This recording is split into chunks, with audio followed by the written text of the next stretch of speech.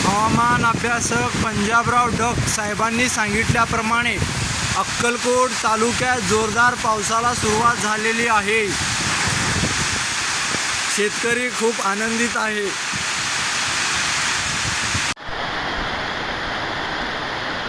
आजच माननीय पंजाबराव डक साहेबांनी मोहोळ तालुक्यात पाऊस येणार असे सांगितले होते। त्यानुसार दुपारून पाऊस येणार म्हटले होते, त्यानुसार दुपारून पाऊस आलेला आहे। धन्यवाद डक साहेब। सोलापूरमध्ये पावसाला जोरदार सुरुवात चालू झालेली आहे। पंजाबराव डक साहेबांनी सांगितल्याप्रमाणे आज दुपारनंतर सोलापुरात पावसाला सुरुवात झालेली आहे। जोरदार पाऊस चालू आहे सोलापूर जिल्ह्यामध्ये।